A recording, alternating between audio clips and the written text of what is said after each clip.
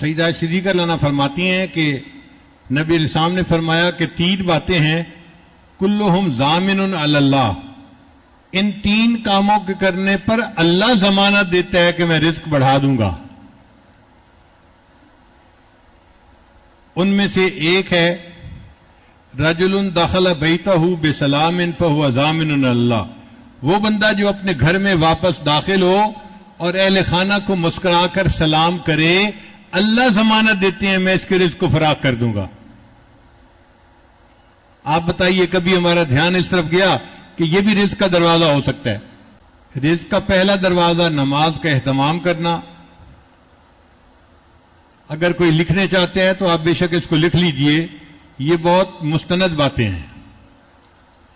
نماز کا اہتمام کرنا، دوسرا ہے استغفار کی کثرت کرنا، تیسرا ہے اللہ کے راستے میں خرچ کرنا،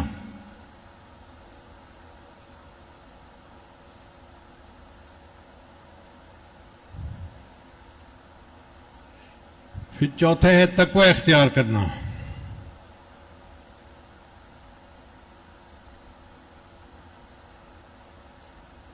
پھر آگے ہے عبادت کی کثرت کرنا، پھر ہے کثرت سے حج اور عمرہ کرنا،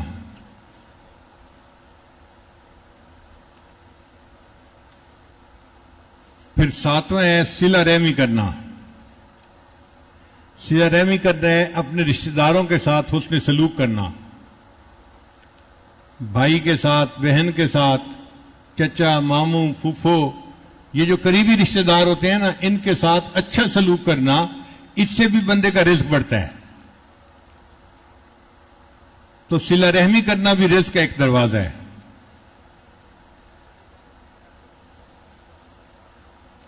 پھر کمزوروں کے ساتھ اس کے سلوک کرنا، پھر توکل کرنا، پھر اللہ کا شکر ادا کرنا، اور آگے ہے اہل خانہ کو سلام کرنا جب گھر جائے مرد، اور 12واں ہے والدین کی فرما برداری کرنا، اور 13واں ہے وضو کی پابندی کرنا، محافظت کرنا، 14واں نمبر ہے چاشت کی نماز پڑھنا۔ دن کے 10 بجے جو 4 نفل پڑھے جاتے ہیں اس کو چاشت کی نماز کہتے ہیں، صلاۃ الضحیٰ۔ جب سورج کی گرمی اتنی ہوتی ہے نا کہ پاؤں زمین پہ رکھیں تو پاؤں رکھے نہیں جاتے، اس کو صلاۃ الضحیٰ کہتے ہیں۔ عام طور پہ ہمارے دفتروں اور دکانوں میں جانے کا وہی ٹائم ہوتا ہے، 10-11 بجے کا، اور حدیث پاک میں آتا ہے کہ اس وقت جو نفل پڑے گا اللہ اس کے رزق کو فراخ کر دیں گے۔ تو بندہ خود بھی نفل پڑھ کے دفتر جائے اور اہل خانہ کو بھی سمجھائے کہ بھئی چاشت کی نماز پابندی سے پڑھنا، اللہ ہمارے رزق میں برکت دیں گے۔ عورتیں اگر چاشت کی نماز پابندی سے پڑھنا شروع کر دیں، اللہ رزق کی پریشانیوں کو ختم فرما دیتے ہیں۔